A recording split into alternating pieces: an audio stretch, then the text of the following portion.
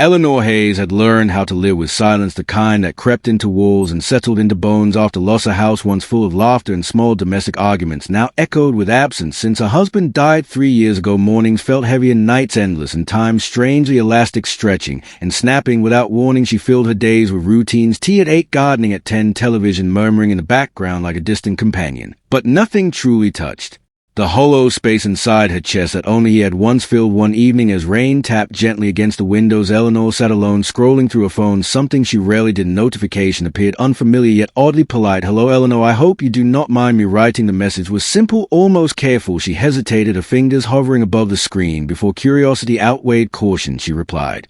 Their conversation began cautiously, like strangers testing the temperature of unfamiliar water. He introduced himself as Daniel, a widower too, working overseas in a demanding engineering role. His words carried warmth and a strange attentiveness that Eleanor had not felt in years. He asked about her day, remembered small details, and spoke with gentle humor that made her smile at her own phone as if someone was sitting across from her. Over days, the messages became longer, then turned into calls late.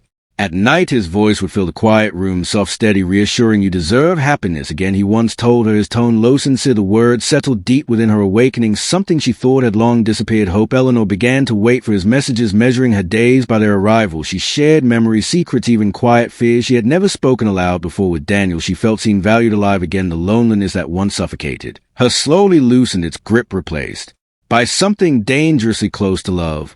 Weeks passed, and trust grew, not in sudden leaps, but in quiet, steady steps. He spoke of plans of visiting once his contract ended, of building a future together despite the distance. Eleanor believed him, not blindly, but willingly, choosing to trust because the alternative felt unbearable. One night, his voice carried a subtle strain. He explained an urgent financial issue, something temporary, something fixable. "I hate asking this of you, Eleanor, but I have no one else," he said, the vulnerability in his voice cutting through her hesitation. He promised repayment, promised it would bring them closer, promised it was a last obstacle between them and their future. Eleanor sat in the dim light of a living room, heart pounding with something that felt like fear and devotion intertwined. She thought of the empty years behind her and the fragile possibility ahead. With trembling hands, she opened her bank account, the numbers representing everything she and her husband had built together. She paused just long enough to question, then pressed send. The confirmation appeared, cold and final. A strange silence followed, heavier than anything before. She waited for his message, for his voice, for reassurance that she had done the right thing. Morning came with pale light spilling through the curtains. Her phone lay untouched, no new messages, no missed calls. A thread of a conversation ended abruptly, as if it had never existed. Eleanor stared at the screen, her reflection faint and unfamiliar. Looking back at her, quiet realization began to form, slow and suffocating, like smoke filling a room. He was gone, not just silent, but erased, as though the man who had brought warmth into her life had never been real.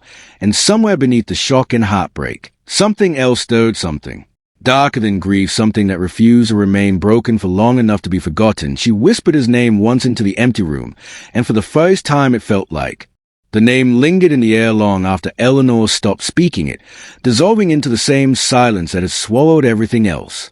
Morning turned into afternoon, then evening, and still her phone remained unchanged.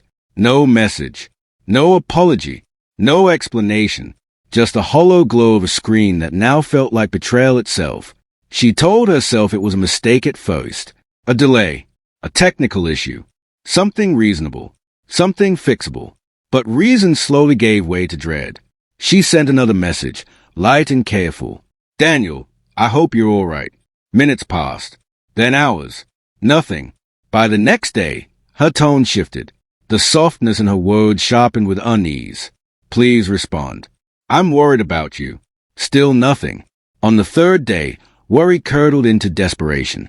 Her messages came faster now, overlapping, breathless. "Did something happen? Why aren't you answering me? Daniel, please." Each unanswered message felt like a door closing somewhere deep inside her. She stopped eating properly.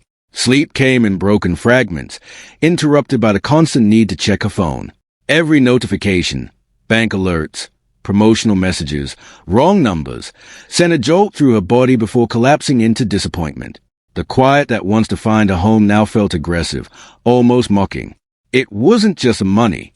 Somewhere beneath the shock, she understood that clearly. The loss of her savings hurt. Yes, but it was a betrayal that hollowed her out. He had listened. He had remembered. He had said things no stranger should know how to say. And she had believed him.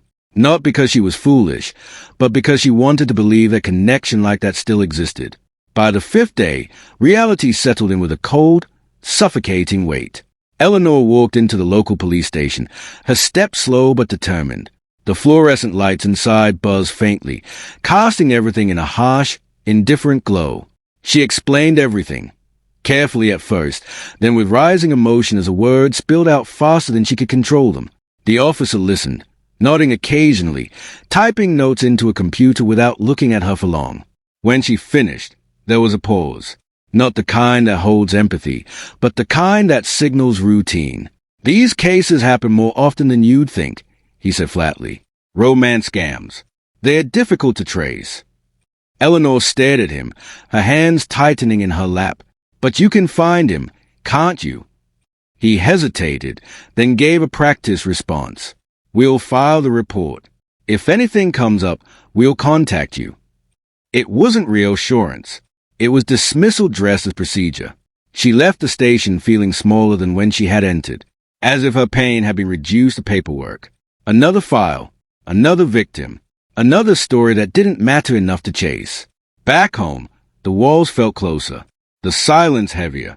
But something inside her had begun to shift, not loudly, not dramatically, but steadily. The grief was still there, sharp and relentless, but beneath it, something colder started to take shape.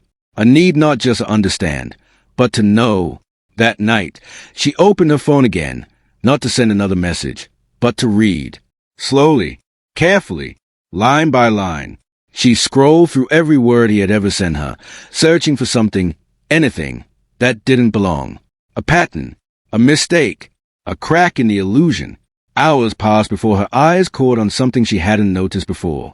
At the end of his final message, beneath the affectionate goodbye, was a small line she had overlooked in her grief. A signature, not personal, not emotional, corporate. Eleanor leaned closer, her breath catching as she read it again, this time with clarity. It wasn't just a name. It was a trace. The word trace lingered in Eleanor's mind long after she lowered the phone. It pulsed there, steady and insistent, like a heartbeat she could no longer ignore. For days she had been drowning in silence, in grief that felt shapeless and endless. But now, something had changed. The pain had direction. The emptiness had edges. There was something to follow. She returned to the message again, staring at the signature beneath his final words. It was clean, professional, detached from everything he had ever said to her. A company name, a department, even an address line that looked too precise to be accidental. Her fingers hovered over the screen as doubt flickered briefly through her mind. It could still be fake. Another layer of deception. Another illusion designed to mislead. But it was more than she had before. Eleanor moved slowly at first, unsure where to begin. She opened her laptop, the device unfamiliar in her hands beyond simple use. Her late husband had always handled anything technical. Now, the weight of learning pressed against her hesitation. She typed the company name into a search bar, each letter deliberate, as if forming them incorrectly might make the lead disappear. Results appeared instantly, overwhelming in their volume. Corporate pages, directories, articles, listings she didn't fully understand. She clicked one at random, scanning the page with narrowing eyes. The company was real, established, located in Chicago. The address matched the one in the message. Her breath caught, shallow and uncertain. That doesn't make sense, she whispered aloud, the sound of her own voice startling in the quiet room. If the company was real, then what had he been doing using its name?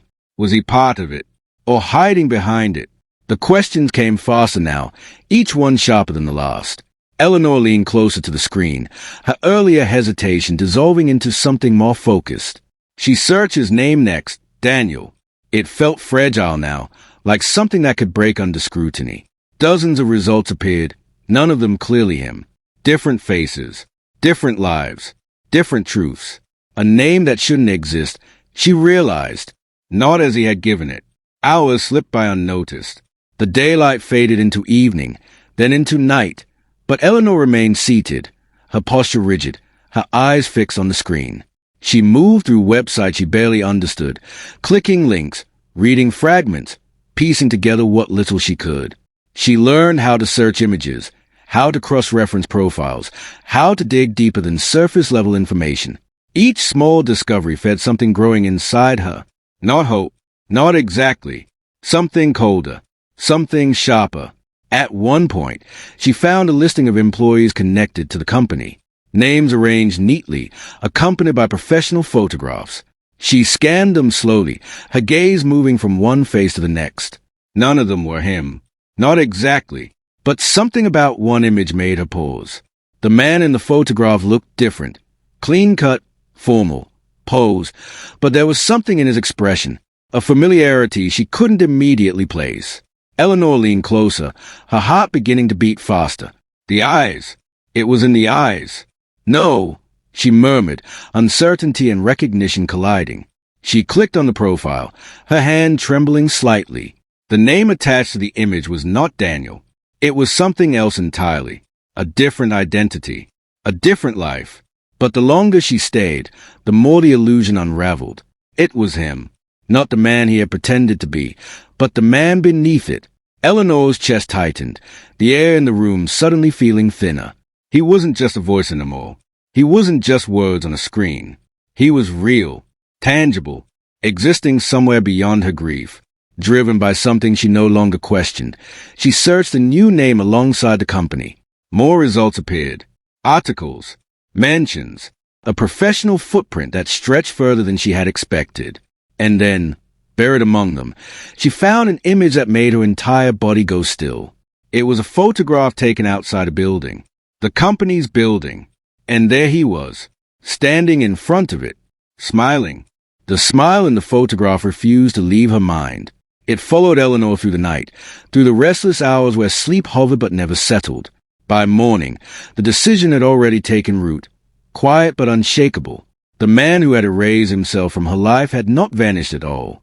He was standing somewhere real, breathing, smiling, continuing as if nothing had happened. That truth changed everything.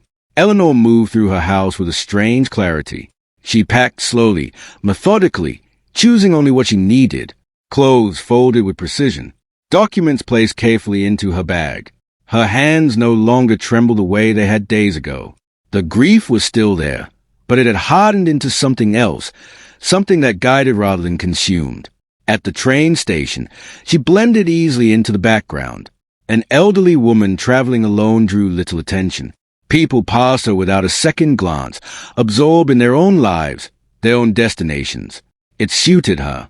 She did not want to be seen. Not yet. The journey stretched across hours, the landscape shifting outside the window in muted tones. Eleanor barely noticed.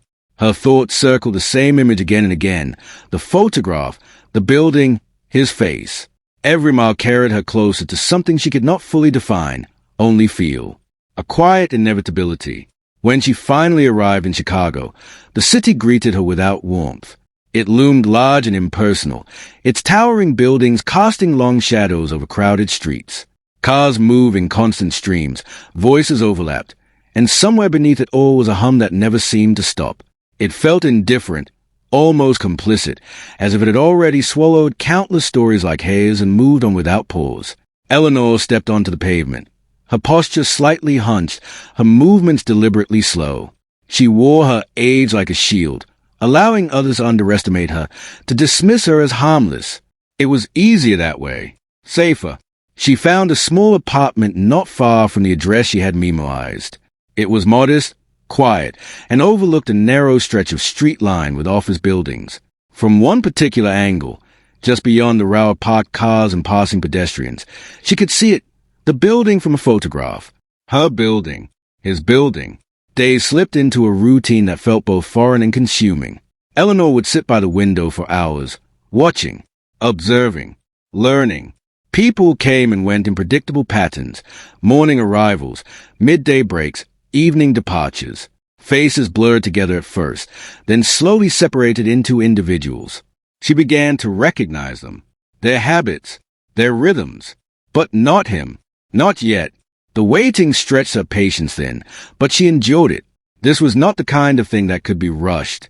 Every moment demanded control, precision. At night, the city lights flickered through her window, casting shifting shadows across the walls.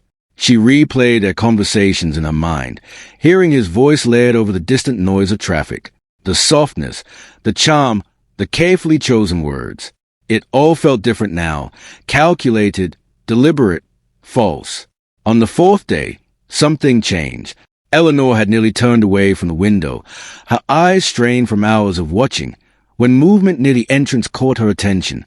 A man stepped out of the building, his posture relaxed, his expression easy. For a moment, her mind refused to connect what she was seeing. Then it did. Her breath stopped. It was him. Not a photograph. Not a voice carried through a screen. Alive. Real. Standing just across the street. Eleanor leaned closer to the glass, her hand pressing against the cool surface as if it might bring her nearer. He looked exactly as she remembered, and yet completely different without the distance between them. There was no hesitation in him, no trace of the vulnerability he had once performed so convincingly. He laughed. The sound didn't reach her, but she could see it clearly in the way his shoulders moved, in the ease of his expression. Beside him stood a younger woman, her body angled toward him, her face open, engaged. He spoke to her the same way he had once spoken to Eleanor, close, attentive, disarming. The woman smiled, and Eleanor understood instantly. She was next. She was next. The realization did not arrive with panic, but with a cold, steady clarity that settled deep inside Eleanor's chest. The young woman's smile, the slight tilt of her head, the way she leaned closer as he spoke, it was all painfully familiar. Eleanor had done the same once, believing she was stepping into something rare and genuine. Now, watching from across the street, she saw it for what it was, a performance. The next morning, Eleanor was already at the window before the building stirred to life. Her body had adjusted to the rhythm of observation, her mind sharpening with each passing hour. She watched him arrive precisely at the same time, dressed differently but carrying the same effortless confidence. He greeted people casually, blending into the flow of professionals entering the building, as if he belonged there completely. But he wasn't alone. At first, it was subtle, small interactions that could easily be dismissed. A nod exchanged with a man near the entrance. A brief conversation with a woman who didn't seem like a client. Eleanor paid attention to everything now, no detail too small to matter. Patterns began to emerge where there had once been only movement. By the third day of focus watching, she noticed them clearly. 3 individuals who appeared too coordinated to be coincidence.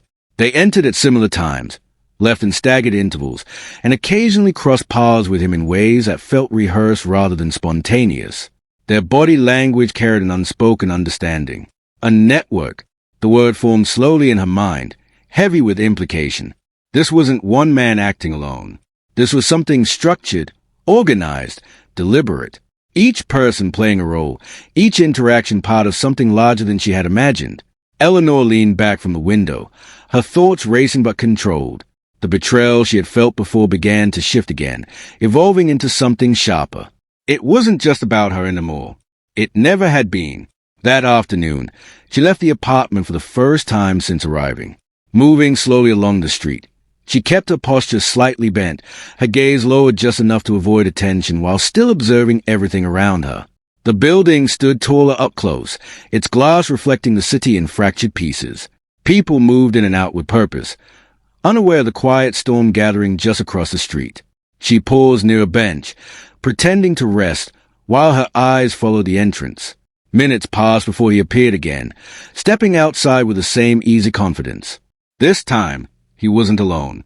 A different woman stood beside him, older than the first, but still younger than Eleanor. Her expression held the same openness, the same cautious hope that Eleanor recognized too well. He spoke to her with measured intensity, his gestures controlled, his attention entirely focused on her as if the rest of the world had faded away. Eleanor felt something twist inside her, not jealousy, not exactly, but recognition layered with something far more bitter. This was his pattern, his method. He adapted, adjusted, shifted his persona depending on who stood in front of him. To one, he was charming and playful. To another, serious and understanding. Always exactly what they needed. Always a lie. She watched as the woman laughed softly, her guard lowering with each passing moment. Eleanor could almost hear the words being exchanged, could almost feel the pull of his carefully constructed empathy. It was a script, refined through repetition. And it worked. Days continued to unfold with increasing clarity. Eleanor mapped his routine in her mind, arrival times, departure patterns, interactions. She noted who he spoke to, how long he stayed, which conversations seemed significant. The more she observed, the more the illusion shattered completely. This was not random. It was a system. Her grief no longer felt overwhelming. It had been replaced by something steadier, more dangerous. Purpose. One evening, as a fading light cast long shadows across the street, Eleanor noticed a figure approaching the building. A woman, walking alone, her steps hesitant but determined. Something about her posture caught Eleanor's attention immediately. She leaned closer to the window, her breath slowing. The woman paused near the entrance, glancing at her phone before looking up. There was a vulnerability in her expression, a quiet uncertainty that felt achingly familiar. And then, as a man stepped forward to greet her, Eleanor saw it clearly. The resemblance. It wasn't exact, not in the obvious sense, but it was there, in the eyes, in the way she carried herself, in the subtle lines of her face that mirrored something Eleanor had once seen in her own reflection years ago. A younger version, trusting, open, waiting to believe. Eleanor's hand pressed against the glass, her pulse steady but heavy. He smiled at the woman, the same smile from the photograph, the same one he had once given her. And in that moment, Eleanor understood something that went beyond anger or grief. He wasn't just targeting victims. He was choosing them carefully. And this one looked exactly like who Eleanor used to be. And this one looked exactly like who Eleanor used to be. The realization settled heavily, not as sorrow but as confirmation. He was not choosing at random. He was selecting reflections, versions of the same loneliness, the same quiet hunger for connection. That meant something else too. It meant she could become one of them again. The next morning, Eleanor stood in front of the small bathroom mirror in her apartment, studying her reflection with an unfamiliar detachment. For days, she had been watching him. Now, she would make him see her, but not as himself remembered her. As someone new, someone believable. She began with small changes. Her clothes shifted first, replacing her usual muted tones with softer fabrics and lighter colors that suggested vulnerability rather than distance. Then came her posture. She practiced standing straighter, moving slower, adjusting the subtle signals that people unconsciously read. Each movement became intentional. Her voice took longer. Eleanor sat alone, repeating phrases under her breath, testing different tones until she found one that felt uncertain yet inviting. Less grounded, less sure, the kind of voice that asked for reassurance without demanding it, the kind he would recognize as opportunity. Hello, I hope I'm not bothering you. She tried again, softer this time. Sorry, I'm not very good at this. The words tasted strange, like stepping into someone else's life without permission. But she kept going, refining the edges, shaping the illusion. By the time she stepped outside, she was no longer entirely Eleanor Hayes. The city moved around her as it always had, fast, indifferent, but this time she moved with purpose inside it. She positioned herself carefully near the building entrance, never too close, never too obvious. Just another passerby, another presence easily overlooked, invisible. The first day passed without interaction. The second brought proximity. He walked past her, close enough that she could hear the faint rhythm of his steps, smell the clean, controlled scent of his cologne. He didn't look at her. Not yet. On the third day, she adjusted. Eleanor sat on a bench near the entrance, her phone in hand, her expression deliberately uncertain. She let her gaze linger just long enough, then pulled it away as if caught in a moment of hesitation. It was a small gesture, but she knew now how much those moments mattered. He noticed. She saw it in the brief shift of his attention, the slight pause before he continued walking. Not interest. Not yet. But awareness. It was enough. Days blurred together as Eleanor refined her presence, slipping deeper into the role she had created.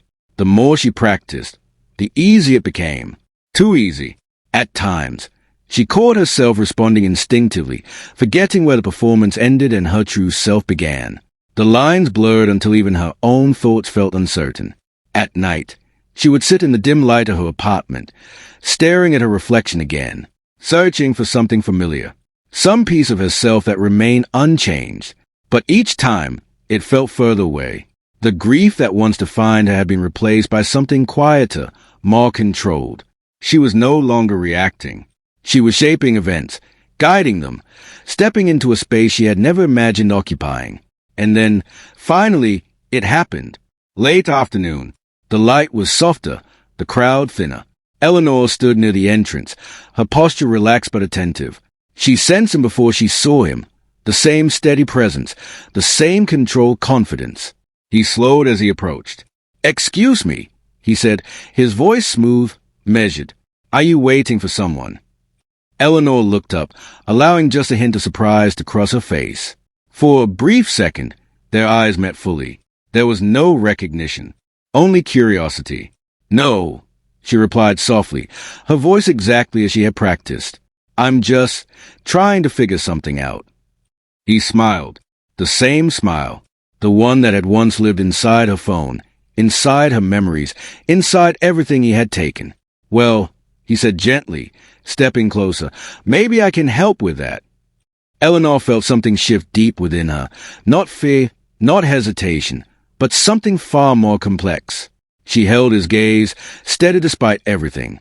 While he continued speaking, his tone warm, inviting, carefully constructed. He leaned in slightly, lowering his voice as if sharing something personal. And then he did exactly what she knew he would. He began to flirt, unaware that he was speaking to the very woman he had already destroyed. Unaware that he was speaking to the very woman he had already destroyed. He smiled as if this moment belonged entirely to him. Eleanor returned it carefully, measured, letting just enough uncertainty flicker in her expression to invite him closer. The performance began instantly, seamless and practiced, as though both of them had stepped onto a stage they understood too well. "My name's Daniel," he said, extending a hand with easy confidence. Eleanor hesitated just long enough before taking it. "Lena," she replied softly, the false name settling on her tongue with unsettling ease. Their first conversation was brief, almost casual, but it planted the foundation he needed.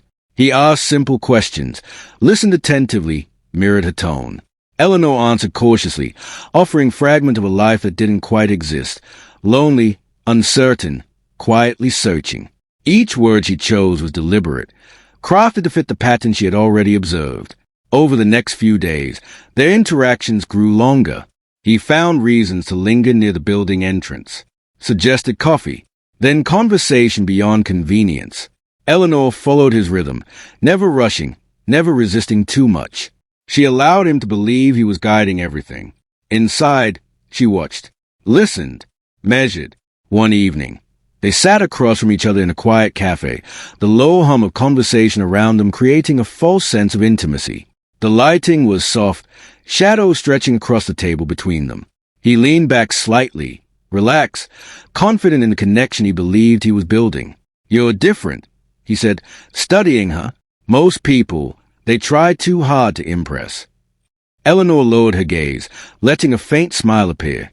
"I wouldn't know how to do that."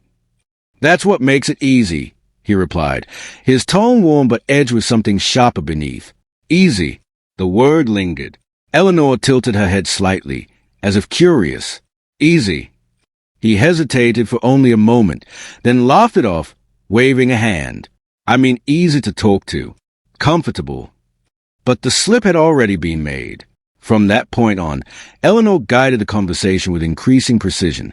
She asked questions carefully disguised as casual curiosity. About his work, his routines, the people around him. Each answer revealed more than he intended, small fragments that began to connect into something larger. He spoke about travel, about business opportunities, about dealing with clients who required patience and understanding. His language shifted subtly depending on the topic, professional one moment, almost mocking the next. Eleanor listened without interruption, her expression attentive, her mind recording everything. "And people just trust you?" she asked one night, her voice light, almost teasing. He smiled, leaning forward slightly. "People want to trust someone, especially when they feel alone. You'd be surprised how little it takes." The words settled heavily between them. Eleanor's chest tightened, but she kept her expression steady. "That sounds risky." "Not really," he said with a quiet confidence. "It's predictable. You learn what they need, you give them just enough of it, and they do the rest themselves.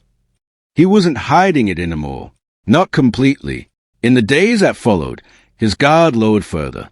Whether it was a careful performance or his own arrogance, Eleanor couldn't tell. But the shift was undeniable. He began to speak more freely, less cautiously, as though he believed she was already within his control. He told stories. Not in detail, not with names, but enough. Some people, he said one evening, his tone almost amused, they practically hand everything over. Money, emotions, everything. It's like they're waiting for someone to take it. Eleanor's fingers tightened slightly around her cup. That's cruel. He shrugged, unbothered. It's reality. Her heartbreak didn't vanish in that moment. It didn't explode either. It changed, hardened. The pain that had once made her feel small now felt distant, replaced by something colder, something far more controlled. You must feel something, she said quietly, watching him closely. About them. He met her gaze, his expression unreadable for a brief second. Then he smiled again, softer this time. They're just phases, he said. You move on. The word cut deeper than anything before, but Eleanor didn't react. She couldn't afford to. Instead, she leaned slightly closer, her voice almost a whisper. Have you ever gone too far? He chuckled under his breath, shaking his head. No, I know exactly where the line is. A pause followed, brief but heavy. Then, as if recalling something amusing, he added casually, there was one woman, though, older, thought I was in love with her, sent everything without hesitation. Eleanor's breath slowed, her entire focus narrowing to him. He smirked faintly, almost proud. She was probably my easiest target. It looks like the chapter content wasn't included. You left a placeholder, paste chapter title or summary here, so I don't have anything specific to expand. Send me the actual chapter title plus summary plus word count, and I'll continue the story seamlessly from chapter 7 with the exact word count and tone you want. She was probably my easiest target. The words did not echo. They settled. Eleanor didn't react immediately. She let the silence stretch just long enough for him to believe the moment had passed, just another careless confession dissolving into air. But inside, something final had shifted into place. Not anger, not grief. Something colder, something precise. That night, the building stood quieter than usual. Most of the offices were dark, their glass walls reflecting fragments of the city's distant lights. Eleanor moved through the entrance with slow, measured steps, her presence barely acknowledged by the few who remained. She had chosen this moment carefully, late enough to avoid attention, early enough that he would still be inside. He was. She found him in one of the back offices, seated casually, his attention fixed on his phone. The same posture, the same ease. For a brief second, the memory of his voice, the one that once felt like comfort, brushed against her mind. Then it disappeared. Working late, she asked softly from the doorway. He looked up, surprised at first, then relaxed when he recognized her. Lena, he said, smiling, you didn't tell me you'd stop by. I didn't plan to, she replied, stepping inside and closing the door behind her with a quiet click. Something in the room shifted, subtle but undeniable. He noticed it, though he couldn't yet name it. His gaze lingered on her a moment longer than usual. You okay? He asked, leaning back slightly. Eleanor moved further into the room, her steps unhurried. The dim lighting softened the edges of everything, casting shadows that stretched along the walls. She stopped a few feet away from him, her expression calm, almost distant. I've been thinking, she said. About what? He asked, his tone still light, but with a trace of curiosity. About you. That caught his attention. He sat forward slightly, studying her now. That sounds serious. It is, she replied. A pause settled between them, heavier than before. Eleanor tilted her head slightly, her gaze fixed on him in a way that was no longer uncertain, no longer searching. There was no vulnerability left in her posture, only clarity. You said something earlier, she continued, about a woman. He smiled faintly, dismissive. I say a lot of things. This one mattered. He shrugged, unconcerned. If you're jealous, you don't need to be. Eleanor let out a quiet breath, something close to a laugh but without warmth. I'm not jealous. Then what is this? He asked, gesturing lightly between them. She stepped closer, close enough now that he could see the shift in her eyes. Not softness, not uncertainty, something sharper, something that made him pause. You don't recognize me, she said. The words landed softly, but they changed everything. He frowned slightly, confusion flickering across his face. What? Eleanor held his gaze, unblinking. You should. A longer silence followed this time. His expression shifted again, searching her face more carefully now, as if trying to play something just out of reach. That's not funny, he said after a moment, though his tone had lost some of its ease. I'm not trying to be funny. She took another step closer. 3 years ago, she continued, her voice steady, you told me I deserved happiness again. The air in the room seemed to tighten. His smile faded. You said distance didn't matter. That connection was stronger than anything else. She watched him carefully, each word deliberate. You said you loved me. Recognition hit slowly, but when it did, it was unmistakable. His posture changed. Not dramatically, but enough. The confidence didn't vanish. It adjusted, recalibrated. His eyes sharpened, his mind catching up. Eleanor, he said, the name uncertain on his tongue. There it is, she replied softly. For a second, he just stared at her. Then, unexpectedly, he laughed. Not out of joy, not even disbelief. Control. You look different, he said, leaning back again, though the movement felt more deliberate now. I almost didn't. Recognize me, she finished. He smirked faintly. Well, it's been a while. Eleanor studied him, searching for something, remorse, hesitation, anything human. There was none, only calculation. You disappeared, she said. I moved on, he replied easily. That's how this works. This? She repeated. He gestured vaguely. Life. People come and go.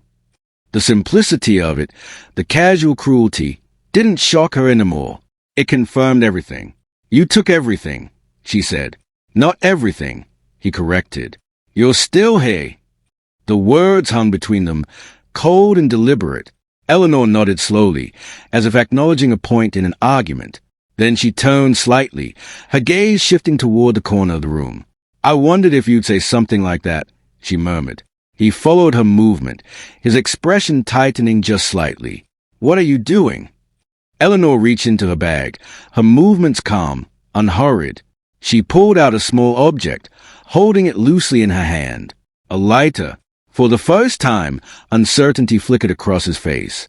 This isn't funny, he said, his voice firmer now. Eleanor looked back at him, her expression unchanged. I'm not joking. She stepped toward the stack of papers on the nearby desk, the flame sparking to life with a soft click. It was small, controlled, almost delicate. He stood up quickly now, the shift immediate. Hey, what are you doing? Eleanor held the flame just close enough for it to catch the edge of a document. The fire spread slowly at first, curling along the paper, feeding on it. You said you knew where the line was, she said quietly, watching the flame grow just enough to be seen. His confidence faltered. Put that out, he said, stepping forward, his tone sharper now. Eleanor didn't move. I want you to understand something, she continued, her voice steady as a fire flickered between them. The light from the flame reflected in her eyes, no longer soft, no longer uncertain, only resolute. This is real. This is real. For a brief moment, neither of them moved. The flame licked upward along the edge of the paper, small but alive, curling into something that no longer belonged to her control. Eleanor watched it closely, as if measuring it, as if it were a living thing she had only just released. Then it spread, faster than she expected. The fire caught onto another document, then another, feeding eagerly on the dry edges stacked carelessly together. A thin line of smoke twisted into the air, sharp and immediate. The smell hit next, burning paper, acrid and undeniable. Put it out, he snapped, stepping forward quickly now, his earlier composure cracking. Are you insane? Eleanor didn't respond. Her eyes remained fixed on the growing flame, her breathing steady even as the situation shifted beyond what she had planned. This was supposed to be controlled, measured, just enough to make him feel it. But fire didn't negotiate. He grabbed a folder from the desk, slamming it down over the flames in an attempt to smother them. For a second, it worked. The fire dimmed, shrinking beneath the pressure. Then it slipped free again, catching the corner of the folder itself. "Damn it," he muttered, backing away slightly as the heat intensified. The room began to change. The air thickened, the smoke spreading unevenly toward the ceiling. The quiet, controlled space they had stood in moments ago was dissolving into something chaotic. Eleanor finally looked at him. Really looked. The confidence was gone now. In its place was something she recognized instantly. Not fear yet, but the beginning of it. The same shift she had once felt herself when certainty started to collapse. "This isn't how this was supposed to go," he said quickly, his voice sharper, more urgent. "You've made your point. Just stop." She tilted her head slightly, studying him as if he was something unfamiliar. "Have I?" she asked quietly. He stepped closer, hands raised slightly in a calming gesture. "Yes, I get it. You're angry. You feel hurt. But this doesn't fix anything." The words were careful, controlled, familiar. Eleanor heard them for what they were. "Now you want to talk," she said. "I'm trying to help you," he replied, his tone softening, slipping into something practiced. "This will only make things worse for you." There it was. Concern, reassurance, manipulation wrapped in calm logic. Eleanor almost smiled. The fire continued to grow behind him, creeping along the desk, reaching toward nearby cables and papers. The smoke thickened, curling downward now, making the air heavier with each passing second. "You said people give you everything," she said, her voice steady. "That they want to." He hesitated, recalculating. "I didn't mean." "You did." A crackling sound cut through the space as something larger caught fire. The heat shifted again, more intense now, pressing against the walls, the air, their skin. He glanced back, then forward again, faster this time. The situation was no longer theoretical. It was real. "Listen to me," he said, urgency breaking through fully now. "We need to leave, right now." Eleanor didn't move. "You can still walk away from this," he continued, stepping closer, his voice lowering, almost pleading now. "I won't say anything. No one has to know." She met his eyes. "And if I don't?" she asked. Something darker flickered across his expression. Frustration. Calculation. "Then you're going to regret it," he said, the softness gone, replaced by something harder. "You think this ends with you walking away? It doesn't." There it was again. The shift. From reassurance to threat. Eleanor nodded slowly, as if confirming something she already understood. Behind him, the fire climbed higher, catching onto the edge of a curtain, spreading faster now, uncontrolled, alive in a way she had underestimated. The room was filling with smoke. He coughed, stepping back instinctively, his composure breaking further. "Eleanor, stop this. This is crazy." Crazy. The word hung in the air. Eleanor took a step backward toward the door, her movements calm despite everything unraveling around them. The heat pressed against her now, the smoke stinging her eyes, but her focus remained sharp. "You taught me something," she said. He shook his head, frustration turning into panic. "This isn't the time for." "You taught me," she repeated, louder now, "that people show you exactly who they are when it matters." Another loud crack sounded as part of the desk collapsed inward, flames rising higher, faster. His eyes widened. "Open the door," he said quickly, moving toward her. "We need to get out. Now." Eleanor reached for the handle, her fingers wrapping around it. For a moment, it seemed like she would open it. For a moment, everything balanced on that single choice. She looked at him one last time, not with anger, not with grief, with clarity. "You were right," she said softly. Then she pulled the door open and stepped outside. He lunged forward, but she was already moving. The door closed behind her with a heavy, final sound, the lock clicking into place as a fire roared louder on the other side. Inside, his voice rose, shouting, then shouting louder, then something closer to panic as the flames consumed the space around him. Eleanor stood in the hallway for a single second, the noise echoing behind the door, the heat pressing through the walls. Then she turned and walked away. The sound of his voice did not follow her for long. It dissolved into the building's corridors, swallowed by the rising chaos behind closed doors. By the time Eleanor reached the street, the night had already begun to shift. Smoke crept upward into the sky, thin at first, then thicker, darker, impossible to ignore. People gathered quickly, drawn by instinct and spectacle. Sirens cut through the air moments later, sharp and urgent, slicing across the city's indifference. Eleanor did not stop. She moved with the crowd but never into it, her pace steady, her expression unchanged. She did not look back. From a distance, the building no longer resembled the quiet structure she had studied for days. Flames flickered behind glass, reflections twisting into something violent and alive. Emergency lights painted the street in red and blue, turning everything into fragments of movement and shadow. Eleanor stood at the edge of it all, just far enough to remain unseen, just close enough to witness. Firefighters rushed inside. Police secured the perimeter. Voices overlapped, orders, questions, confusion. The system had awakened now, responding with urgency that had been absent when she had first asked for help. Too late. Hours passed before the fire was contained. The building stood blackened in places, scarred by heat and smoke. Windows shattered. Interiors reduced to debris. Whatever had existed inside, documents, devices, evidence, had been altered, if not destroyed. But not entirely. The investigation began immediately. Eleanor followed it from a distance, no longer physically present but still deeply connected. Back in her apartment, she sat in front of the television, the flickering images replacing the fire she had watched with her own eyes. Authorities are currently investigating a late-night fire in a downtown office building, the reporter said, her tone controlled but alert. Preliminary findings suggest the fire may not have been accidental. Eleanor's hands rested calmly in her lap. She listened without reacting, her face still, almost detached. Images shifted across the screen. Charred rooms, broken glass, fragments of what had once been structured space. Then came something else.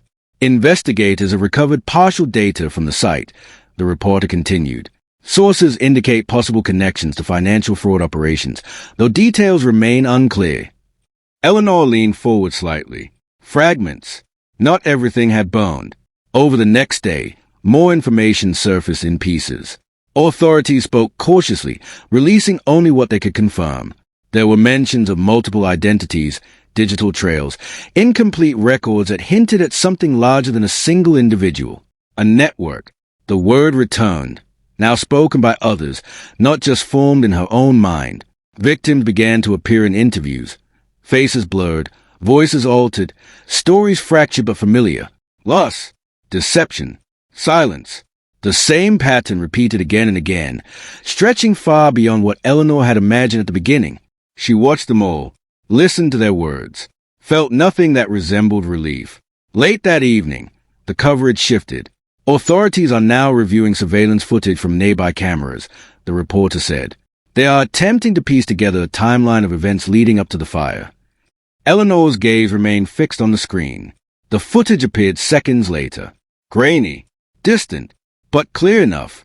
A figure approaching the building.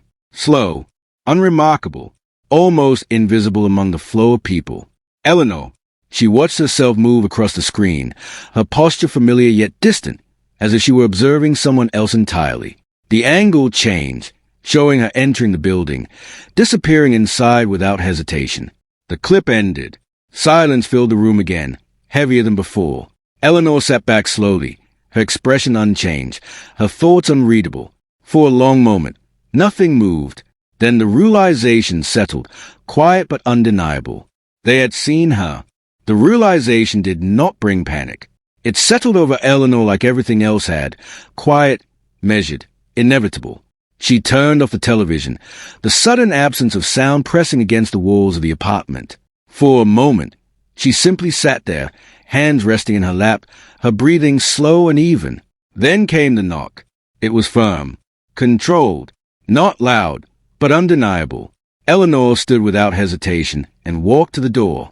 When she opened it, two officers stood on the other side, their expressions professional, watchful. They already knew.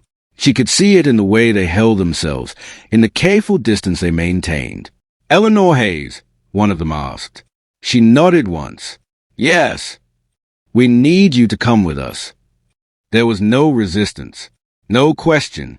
She stepped aside briefly, taking one last look at the room behind her, not with nostalgia, but with a quiet acknowledgement that this part of her life had ended. Then she followed them. The station felt different this time. Not dismissive, not routine. Focused. They sat across from her in a small, enclosed room. A recorder clicked on. A file rested open on the table, its contents thick with gathered fragments, images, timelines, partial truths waiting to be completed. "Do you understand why you're here?" one officer asked. Eleanor met his gaze. "Yes." "Then tell us what happened." For a moment, silence stretched between them. Not empty this time, but weighted with everything that had led to this point. When Eleanor finally spoke, her voice was steady. She told them everything. Not in scattered pieces, not in defensiveness, but in a clear, deliberate account. The messages, the calls, the trust, the money, the silence that followed. She spoke of the investigation she had conducted alone, the patterns she had uncovered, the people she had watched from a distance. And then she spoke of him, what he had said, what he had admitted, the way he had reduced lives to opportunities, pain to strategy. She described the moment she realized it was not just a story, but one repeated again and again through others who would never be heard. The officers listened, at first with skepticism, then with something else, something heavier. When she finished, the room felt smaller, the air quieter. One of the officers leaned back slightly, exhaling. "What you went through," he began, then stopped, choosing his words more carefully. "It doesn't justify what you did." Eleanor nodded once. "I know." There was no argument in her, no attempt to defend herself, only acceptance. In the days that followed, her story moved beyond the walls of that room.